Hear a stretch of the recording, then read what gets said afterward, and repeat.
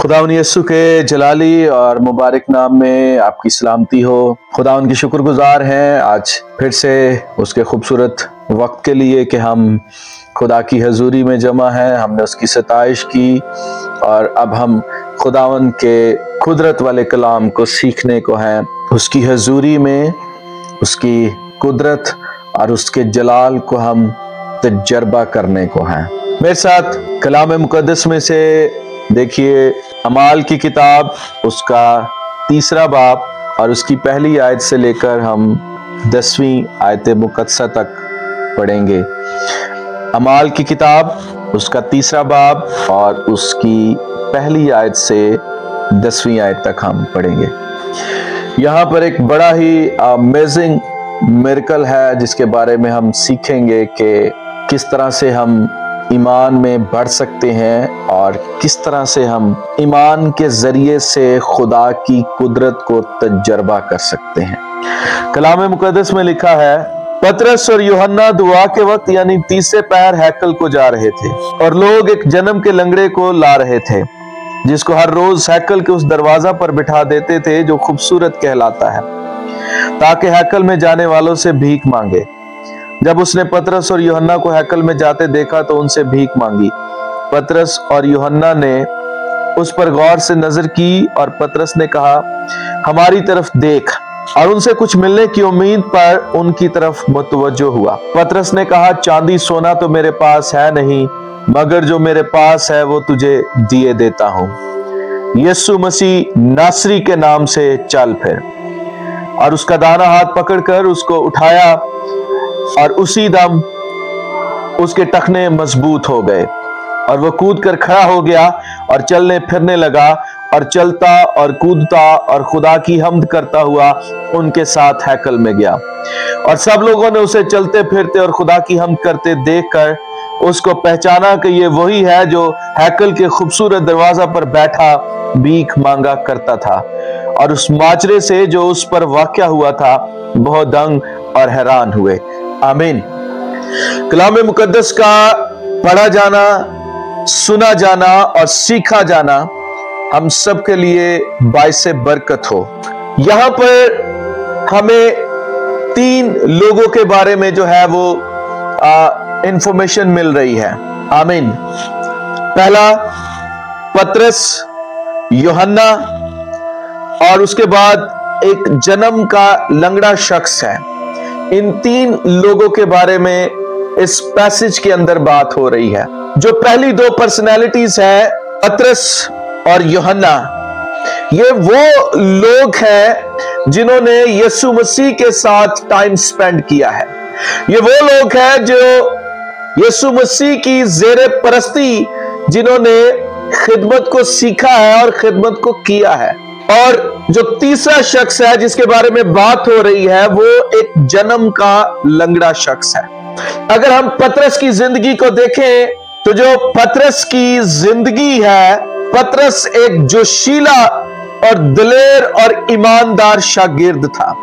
वो हमेशा आगे बढ़कर काम करता था। और अगर हम यूहन्ना के किरदार की बात करें तो यूहन्ना को मोहब्बत का रसूल कहा जाता है। वो मोहब्बत को गहराई से समझने वाला और रूहानी बसीरत रखने वाला शख्स था। और अगर हम यूहन्ना रसूल के जो 3 खतूत हैं, अगर हम उनको पढ़ें तो हमें उनके अंदर मोहब्बत की झलक नजर आती है।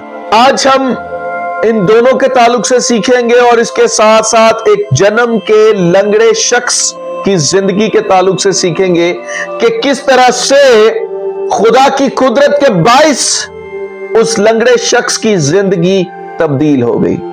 आज जो हमारा टॉपिक है, जो उन्वान है, वो है a lame man and 2 broke preacher. A lame man और 2 ब्रोक प्रीचर। इसका मतलब है एक लंगड़ा शख्स और 2 खादिम जिनके पास कुछ भी नहीं है, या हम इसे सिंपल आम जुबान में कह सकते हैं कि 2 खाली जेब खादिम जिनके पास रुपया पैसा नहीं है। जो इसका आगाज है इसका आगाज पैसेज का बड़ा ही जबरदस्त है, बड़ा खूबसूरत इसका आगाज है कि पतरस और यूहन्ना दुआ के वक्त यानी तीसरे पहर हैकल को जा रहे थे। तीसरे पहर हैकल को जा रहे थे, तो जो तीसरा पहर बनता है वो 3 बजे का टाइम बनता है। इवनिंग में 3 बजे का टाइम जो बनता है वो तीसरे पहर का टाइम बनता है। जब हम पहरों की बात करते हैं तो जो पहला पहर होता है वो 9 बजे का होता है, जो दूसरा पहर होता है वो 12 बजे का होता है, और तीसरा पहर जो होता है वो 3 बजे का होता है। तो इस पैसेज के अकॉर्डिंग जो पतरस और यूहन्ना है वो 3 बजे के करीब दुआ करने के लिए हैकल में जा रहे थे। जो पहली चीज हम यहां पर सीखते हैं कि हमारी जिंदगी में दुआ की बड़ी इंपॉर्टेंस है। अब देखें, ये तीसरे पहर हैकल को जा रहे हैं और क्या करने जा रहे हैं? दुआ करने जा रहे हैं। इसका मतलब है कि ये इनका प्रेयर आवर है। जो बात मुझे खुदा ने इस कलाम में से सिखाई वो ये है कि your prayer hour is your miracle hour, कि जो आपका दुआया घंटा है वही आपका मौजसे का भी घंटा है। जिस घंटे में आप दुआ के लिए ठहरते हैं उसी घंटे में खुदा आपको मौजज़ा भी देता है। अब ये लोग पतरस और यूहन्ना अपने ठहराए हुए दुआ के वक्त के मुताबिक हैकल में जा रहे हैं दुआ करने के लिए। ये लोग दुआ करने के लिए जा रहे हैं, और दूसरी तरफ क्या हो रहा है? दूसरी आयत, और लोग एक जन्म के लंगड़े को ला रहे थे जिसको हर रोज हैकल के उस दरवाजा पर बिठा देते थे जो खूबसूरत कहलाता है, ताकि हैकल में जाने वालों से भीख मांगे। ये 2 लोग दुआ करने के लिए जा रहे हैं, और एक और शख्स है जो जन्म का लंगड़ा है, जो चल फिर नहीं सकता है, जो खुद से उठ भी नहीं सकता है, जिसको चलने के लिए सहारे की जरूरत है, जो किसी का मोहताज है, जो अपाहज है, जो जन्म का लंगड़ा है, जो पैदाइशी तौर पर लंगड़ा है, उसे कुछ लोग हैकल के दरवाजे के पास लाकर बिठा देते हैं। और जिसके बारे में लिखा है हर रोज मतलब जो भी लोग उसको लेकर आते थे हर रोज उनकी यही प्रैक्टिस थी। वो उस जन्म के लंगड़े को जो भिखारी था उसे लेकर आते थे और हैकल के दरवाजे के पास बिठा देते थे, और उस दरवाजे का नाम था खूबसूरत दरवाजा। इंग्लिश ट्रांसलेशन में इसको लिखा गया है द गोल्डन गेट। इसको वो रोज हैकल के दरवाजे पर लाकर बिठाते कि जो भी लोग वहां से गुजरते थे, हैकल में जाते थे, दुआ करने के लिए जाते थे, ये उनसे भीख मांगता था। अब हुआ ये कि जब पतरस और यूहन्ना भी दुआ करने के लिए हैकल में जा रहे थे तो इनका इनकाउंटर जो है वो उस शख्स के साथ हुआ। वो जो भिखारी शख्स था उसने पतरस और यूहन्ना को देखा और उसके अंदर जो है वो उनसे कुछ मिलने की उम्मीद पैदा हुई। उसकी रीजन ये है कि वो शख्स जन्म का लंगड़ा था और उसका जो काम था वो भीख मांगना था, और वो हर रोज उस जगह पर आकर भीख मांगा करता था। इस शख्स की अगर हम जिंदगी पर थोड़ा सा गौर करें तो इसकी बड़ी जो है वो लिमिटेड सी एक लाइफ की पिक्चर नजर आती है। लिमिटेड मैं क्यों कह रहा हूं कि ये एक जन्म का लंगड़ा शख्स है, खुद से चल फिर नहीं सकता, और हर रोज इसका एक ही काम है, ये हैकल के दरवाजे पर आता है और भीख मांगता था और फिर घर वापस चला जाता था। तो इसका और कोई काम नहीं था, सिर्फ यही एक इसका काम था। मैंने काफी इस शख्स के बारे में रिसर्च की, इंफॉर्मेशन कलेक्ट करने की कोशिश की, लेकिन बाइबल मुकद्दस में सिर्फ इसकी एज के अलावा कुछ भी जो है वो मेंशन नहीं है। इसकी एज जो बाइबल मुकद्दस में बताई गई है वो 40 साल से ज्यादा बताई गई है, और वो एज का जो जिक्र है वो आपको मिलेगा चौथे बाब की 22वीं आयत में। वहां पर लिखा है क्योंकि वो शख्स जिस पर ये शिफा देने का मौजज़ा हुआ था वो 40 बरस से ज्यादा का था। तो इसकी एज जो हमें बाइबल में मिलती है वो 40 बरस से ज्यादा इसकी एज थी। अब आप इमेजिन करें कि 40 बरस से ज्यादा इसकी एज थी। ऑलमोस्ट अगर हम आज के दौर को देखें तो आज के दौर के हिसाब से एज का ऑलमोस्ट कोई 70% हिस्सा बनता है जो ये गुजार चुका है, और इसी लंगड़ेपन में ये उस एज को गुजार चुका है। लेकिन आज इसकी जिंदगी जो है वो तब्दील हो जाती है। उसने कोई इस तरह का प्लान नहीं किया, उसके जहन में इस तरह की कोई सोच नहीं है, कोई इस तरह का ख्याल नहीं है, वो घर से इस प्लान के साथ आया नहीं है कि आज उसकी जिंदगी बदल जाएगी। लेकिन याद रखें, मैं आपको बताना चाहता हूं कि खुदा हैरान कुन और अमेजिंग काम करने की कुदरत रखता है। बहुत सारी चीजें जो हमारी सोच में नहीं होती हैं, बहुत सारी चीजें जो हमारे ख्याल में, हमारे इरादों में नहीं होती हैं, वो खुदा करने की कुदरत रखता है। जिस तरह से इस शख्स की जिंदगी बदल गई, जो 40 बरस से ज्यादा की एज का लंगड़ा शख्स था, जो अपाहज शख्स था, जो जन्म का लंगड़ा शख्स था, खुदा ने इसकी जिंदगी को चेंज कर दिया, खुदा ने इसकी लाइफ को चेंज कर दिया। बहुत सारी चीजें जिनको हम अपनी जिंदगी में समझ रहे होते हैं कि ये पॉसिबल नहीं है, बहुत सारी चीजें हैं जिनको हम अपनी लाइफ में समझते हैं कि ये मुमकिन नहीं है, ये नहीं हो सकता है। बहुत दफा हम बिजनेस स्टार्ट करते हैं और हमें उसमें लॉस सफर करना पड़ता है, और हम ये सोच कर बैठ जाते हैं, हम ये माइंडसेट बना लेते हैं कि मैं इसमें कभी कामयाब नहीं हो सकता। बहुत दफा हम ये सोच लेते हैं कि मैं एक अच्छी जॉब को हासिल नहीं कर सकता। बहुत दफा हम ये सोच लेते हैं कि मेरी मैरिज लाइफ कभी सेटल नहीं हो सकती है। बहुत दफा हम ये सोच लेते हैं कि मेरे जो बच्चे हैं उनकी लाइफ चेंज नहीं हो सकती है। बहुत दफा हम ये सोच लेते हैं कि मेरी गुनाह आलूदा फितरत कभी भी ठीक नहीं हो सकती है। बहुत दफा हम ये माइंडसेट बना लेते हैं कि मेरी जिंदगी बदल नहीं सकती है। बहुत दफा हम बीमारी को फेस कर रहे होते हैं और हम ये सोच लेते हैं कि अब मैं कभी भी शिफा को हासिल नहीं कर सकता। बहुत दफा हम ये सोच लेते हैं, हम ये प्लान कर लेते हैं, सेट बना लेते हैं कि मेरी जिंदगी के ये आखिरी लम्हात हैं। आपने अक्सर बीमारों को देखा होगा, अगर उनकी थोड़ी सी बीमारी जो है वो ज्यादा हो जाए तो वो क्या करते हैं, वो अपने रिश्तेदारों को इकट्ठा कर लेते हैं। क्यों? उनके जहन में ये बात होती है कि मैं आखिरी दफा अपने सारे बहन भाइयों से इनसे मिल लूं, क्योंकि अब मेरी हालत इस तरह की है कि मैं शायद किसी भी लम्हे मौत की नजर हो सकता हूं। तो कभी कभी थोड़ी सी बीमारी हमें उस नहज पर ले आती है कि हम अपने अंदर इस सोच को डेवलप कर लेते हैं, हम ये माइंडसेट बना लेते हैं कि अब मेरी जिंदगी का इख्तिताम होने वाला है। लेकिन याद रखें, खुदा हमारी हालत को बदलने की कुदरत रखता है, खुदा हमारी जिंदगी को बदलने की कुदरत रखता है, खुदा हमें हर एक कर्सी से निकालने की कुदरत रखता है, खुदा हमारी लानत को हमारी बरकत में बदल देने की कुदरत रखता है। याद रखें, अगर कोई बीमारी है जिसको हम बहुत देर से फेस कर रहे हैं, कोई प्रॉब्लम है जिसको हम बहुत टाइम से फेस कर रहे हैं, तो ये प्रॉब्लम्स, ये चीजें कभी कभी हमारी जिंदगी में कर्स का जो है वो स्टेटस बन जाती हैं, लानत की अलामत बन जाती हैं। लेकिन खुदा हमारी लानत को हमारी बरकत में बदल देने की कुदरत रखता है। इस शख्स की जिंदगी में भी खुदा ने जो इसका कर्ज था उसको खुदा ने बरकत में बदल दिया। अब चौथी आयत में देखें, पतरस और यूहन्ना ने उस पर गौर से नजर की और पतरस ने कहा हमारी तरफ देख।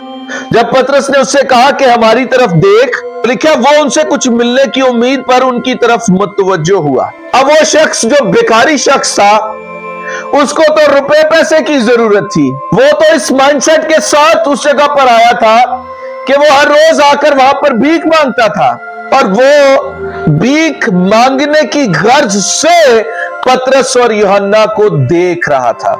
वो उनसे कुछ मिलने की उम्मीद पर उनकी तरफ मुतवज्जो हुआ। जब उस बेकारी शख्स ने पतरस और यूहन्ना को देखा, जब उसने अपनी नजरें उठाई और उनके चेहरों की तरफ देखने लगा, तो उसके अंदर यह उम्मीद पैदा हुई कि ये अब मुझे कुछ रुपया पैसा देंगे। वो ये सोच रहा था कि मुझे इनसे कोई रुपया पैसा मिलेगा। लेकिन हुआ क्या? पतरस ने कहा, चांदी सोना तो मेरे पास है नहीं, मगर जो मेरे पास है वो तुझे दिए देता हूं। ओह माय गुडनेस, पतरस ने उससे क्या कहा कि मेरे पास चांदी भी नहीं है, मेरे पास सोना भी नहीं है, लेकिन जो कुछ मेरे पास है वो मैं तुझे दिए देता हूं। उसने क्या कहा? यीशु मसीह नासरी के नाम से चल फिर। उसने उसको चांदी और सोना नहीं दिया, उसने उसको रुपया पैसा नहीं दिया, बल्कि उसने उससे क्या कहा? यीशु मसीह नासरी के नाम से चल फिर। अब देखें, उस शख्स की जो जरूरत थी उस वक्त वो क्या थी? रुपया पैसा। या वो किस मकसद के लिए वहां पर आया था? वो शिफा लेने के लिए तो वहां पर नहीं आया था, वो तो हर रोज भीख मांगने के लिए वहां पर आता था। और वो शायद अपनी जिंदगी में ये प्लान करके बैठा होगा, ये सोचकर बैठा होगा कि बस यही मेरी जिंदगी है और मैं हर रोज यही काम करूंगा और एक टाइम आएगा कि मैं यही काम करते करते खत्म हो जाऊंगा, मेरी जिंदगी का इख्तिताम हो जाएगा। लेकिन आज उसकी जिंदगी की तब्दीली का दिन था, आज उसकी जिंदगी की बरकत का दिन था, आज उसकी लाइफ चेंज होने का टाइम था। खुदा हमारी जिंदगी को बदल सकता है। खुदा वक्तों का मोहताज नहीं है, खुदा हालात का मोहताज नहीं है, वो हर एक हालत में काम करने की कुदरत रखता है। अब देखें, यहां पर एक बड़ी इंटरेस्टिंग चीज है। यहां पर हमें ईमान जो है वो नजर आता है, यहां पर हमें एक गहरा ईमान नजर आता है। पतरस ने कहा कि चांदी और सोना मेरे पास नहीं है, लेकिन जो कुछ मेरे पास है वो तुझे दिए देता हूं। यीशु मसीह नासरी के नाम से चल फिर। जब उसने ये वर्ड रिलीज किया तो जो लंगड़ा और बेकारी शख्स था उसकी जिंदगी में कुछ भी मौजज़ा नहीं हुआ, उसकी जिंदगी में कुछ भी मौजज़ा नहीं हुआ। मौजज़ा कब हुआ है? जब उसने क्या किया? 7वीं आयत, और उसका दाना हाथ पकड़कर उसको उठाया और उसी दम उसके पांव और टखने मजबूत हो गए। पहले उसने वर्ड को रिलीज किया लेकिन मिरेकल नहीं हुआ है, लेकिन जैसे ही उसने उसका दाना हाथ पकड़ा और उसे उठाया, उसी दम उसके पांव और टखने मजबूत हो गए। अब इससे हम क्या बात सीखते हैं? बहुत दफा हम दुआ करते हैं लेकिन हमारी जिंदगी में मिरेकल नहीं होता है। उसकी रीजन क्या है? क्यों मिरेकल नहीं होता है? मिरेकल इसलिए नहीं होता है कि बहुत दफा खुदा ये चाहता है कि जो मेरा कंट्रीब्यूशन है मुझे वो कंट्रीब्यूशन अदा करना है। खुदा चाहता है कि मैं अपने हिस्से की रिस्पॉन्सिबिलिटी अदा करूं और फिर खुदा अपने हिस्से का काम करेगा। अब यहां पर उसने यीशु का नाम भी लिया है लेकिन मिरेकल नहीं हुआ। लेकिन जैसे ही उसने उसका दाना हाथ पकड़कर उसको उठाया और उसी दम उसके पांव और टखने मजबूत हो गए। हमें ईमान रखना है। ईमान की डेफिनेशन बाइबल मुकद्दस क्या बताती है? ईमान अनदेखी चीजों का सबूत है। अगर हमारे पास ईमान है तो जब हम ईमान में चीजों को कबूल कर लेते हैं, रिसीव कर लेते हैं, खुदा उस मिरेकल को डन कर देता है। बहुत बड़ा खुदा ये चाहता है कि हम अपनी कंट्रीब्यूशन करें, फिर खुदा अपने हिस्से का काम करता है। अब इसको हम किस तरह से इस बात को समझ सकते हैं? अगर आपके पास एक पानी की बोतल है और वो पानी की बोतल बंद है, अब आप वो पानी पीना चाह रहे हैं, आपको प्यास लगी है, आप वो पानी इस्तेमाल करना चाह रहे हैं, लेकिन बोतल के ऊपर ढक्कन है और आप उसको यूज नहीं कर सकते हैं। अच्छा, बोतल आपके सामने है, अगर आप उसके पास खड़े होकर ये दुआ करते रहें कि इसका ढक्कन खुल जाए और ये पानी खुद ब खुद जो है वो मेरे मुंह में आ जाए और मैं खुद ब खुद इस पानी को पीना शुरू हो जाऊं, क्या ऐसा पॉसिबल है? ऐसा मुमकिन नहीं है। आप जितनी मर्जी उस बॉटल के पास प्रेयर करें, आप उसके पास खड़े होकर दुआ करें, वो ढक्कन कभी भी नहीं खुलेगा और वो खुद से कभी भी जो है वो पानी आपके मुंह में नहीं आएगा कि आप उस पानी को इस्तेमाल कर सकें। आप घंटा लगे रहें, लेकिन इसके साथ अगर आप ये करें कि आप उस बोतल को पकड़ें, उसके ढक्कन को खोलें और फिर आप उसके पानी को इस्तेमाल करें। अब जो बात हम इस इलिस्ट्रेशन के थ्रू समझते हैं कि कभी कभी ब्लेसिंग हमारे पास होती हैं, हम मोज़े के करीब होते हैं, लेकिन हम जो अपने हिस्से का काम होता है हम उसको नहीं करते हैं। खुदा ये चाहता है कि मैं अपने हिस्से का काम करूं और फिर खुदा अपने हिस्से का काम करता है और वो मिरेकल वकू में आता है। यहां पर पतरस ने क्या किया कि उसने दुआ की और फिर ईमान से उसने उसका हाथ पकड़ा और उसको उठाया, और जैसे ही उसने ईमान से उसका हाथ पकड़कर उसको उठाया, लिखा है उसका दाना हाथ पकड़कर उसको उठाया और उसी दम उसके पांव और टखने मजबूत हो गए। जैसे ही उसने उसका हाथ पकड़ा, उसको उठाया, उसके पांव और टखने मजबूत हो गए। ये एक्चुअली ईमान की प्रैक्टिस है। जब हम यीशु के नाम से दुआ करते हैं तो फिर ईमान रखें कि खुदा जरूर मिरेकल करेगा और उस मिरेकल को आप प्रैक्टिस करें। दूसरी तरफ हमें उस शख्स के अंदर भी ईमान नजर आ रहा है। जब पतरस ने उसका हाथ थामा और उसे उठाया है, उस शख्स ने कोई आर्गुमेंट नहीं किया है। उस शख्स ने यह नहीं कहा है कि मैं तो जन्म का लंगड़ा शख्स हूं, मैं उठ नहीं सकता, मैं चल फिर नहीं सकता, मुझे सपोर्ट की जरूरत है।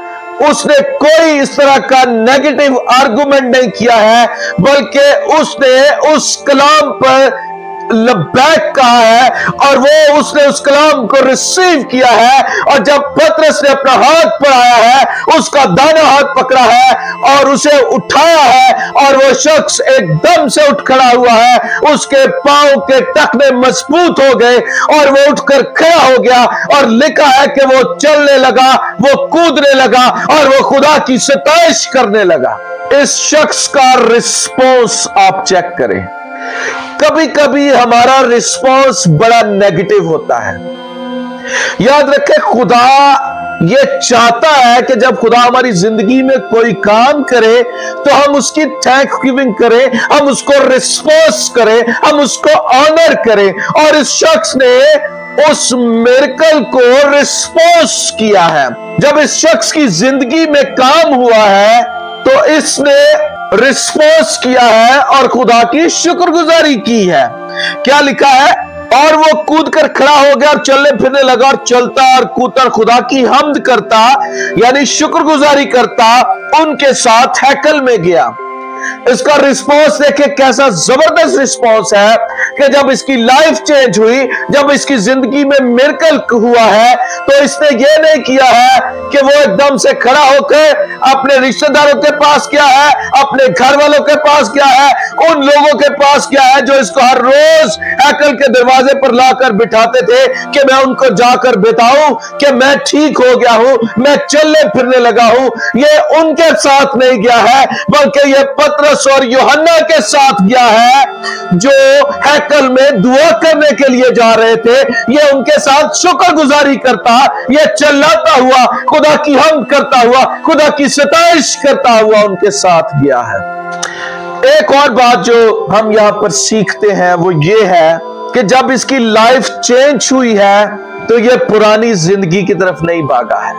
जो इसके रिश्तेदार थे, जो लोग इसको उस हैकल के दरवाजे पर लाकर बिठाते थे, वो उसकी पुरानी लाइफ को जाहिर कर रहा है। वो पुराने लोगों की तरफ नहीं भागा है, वो पुरानी जिंदगी की तरफ नहीं भागा है, वो पुराने घर की तरफ नहीं भागा है, बल्कि वो नए घर की तरफ भागा है, वो मसीह यीशु की तरफ भागा है। वो हैकल में गया है, वो शुक्रगुजारी कर रहा है, वो चला रहा है, वो कूद रहा है, वो हम्द व सताइश कर रहा है। जब खुदा हमारी जिंदगी में काम करता है, वो हमारी लाइफ को चेंज कर देता है, वो पुरानी इंसानियत को खत्म कर देता है, वो हमारी जिंदगी में नई इंसानियत को भर देता है। और सब लोगों ने उसे चलते फिरते और खुदा की हम्द करते देखकर उसको पहचाना कि ये वही है जो हैकल के खूबसूरत दरवाजा पर बैठा भीख मांगा करता था, और उस माजरे से जो उस पर वाक़या हुआ था बहुत दंग और हैरान हुए।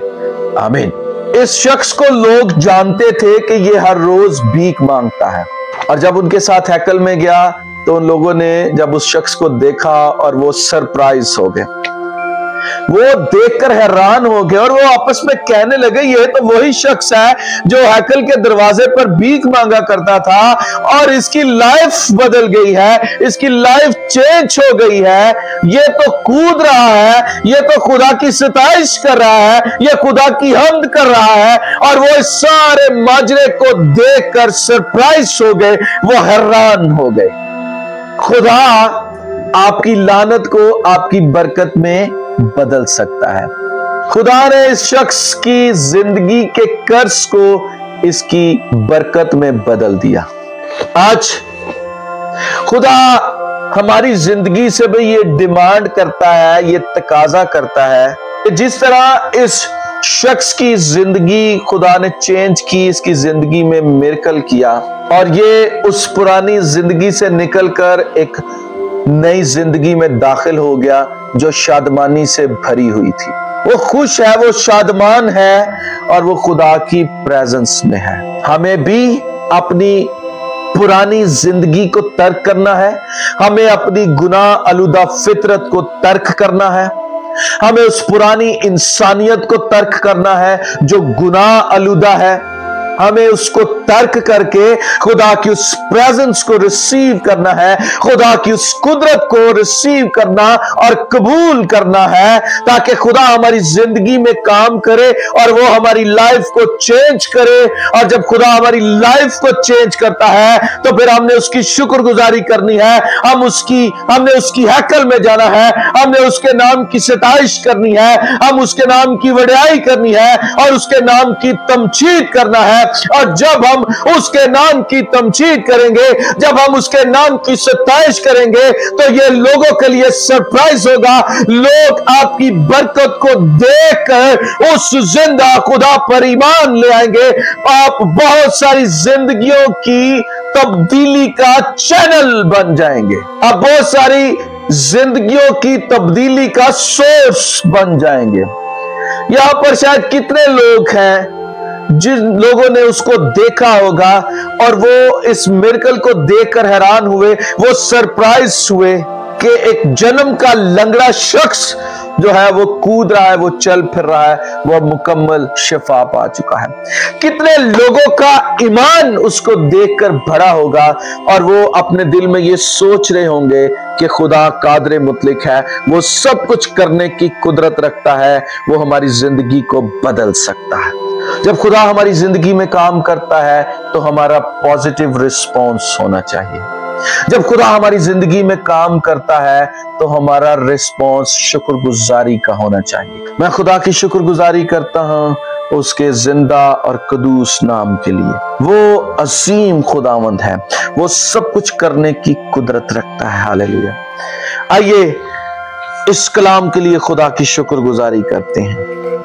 उसने अपने कलाम को रिवील किया, हम उसके लिए शुक्रगुजारी करते हैं और खुदावन से ये दुआ करें कि खुदावन अपनी प्रेजेंस और अपनी हजूरी से मुझे भर दे। हालेलुया। जिस तरह उस शख्स की जिंदगी में कर्सिस बरकत में बदल गई, खुदा मेरी जिंदगी की कर्सिस को भी ले ले, लानतों को ले ले और उन्हें बरकत में तब्दील कर दे। खुदावन के कलाम में लिखा है कि वो सब कुछ करने की कुदरत रखता है, वो जिससे सब कुछ मुमकिन है। हालेलुया। कादर मुतलक आसमानी खुदा, मैं तेरी शुक्रगुजारी करता हूँ तेरे जिंदा कलाम के लिए, तेरे डिवाइन कलाम के लिए, तेरी ब्लेसिंग के लिए खुदा, इस पावरफुल टीचिंग के लिए खुदा, जिसमें से हमने सीखा है कि एक जन्म का लंगड़ा शख्स जिसकी जिंदगी चेंज हो गई, तब्दील हो गई, और उसका लंगड़ापन खुदावन तूने खत्म किया और उसको तूने शिफा दी। हम उसके लिए तेरा शुक्र अदा करते हैं और खुदावन हम इस वर्ड को, इस कलाम को अपनी जिंदगी के लिए कबूल करते हैं, इस वर्ड को अपनी जिंदगी के लिए कबूल करते हैं खुदा। यीशु के नाम में खुदा हम तुझसे दुआ करते हैं, मिन्नत करते हैं, अपने कलाम से हमें कुव्वत दे, अपने कलाम से हमें ताकत दे खुदा। मैं तेरी शुक्रगुजारी करता हूं खुदा, जितने लोग खुदा इस कलाम को देख रहे हैं, सुन रहे हैं, यीशु के नाम में खुदा उन पर तेरी बरकत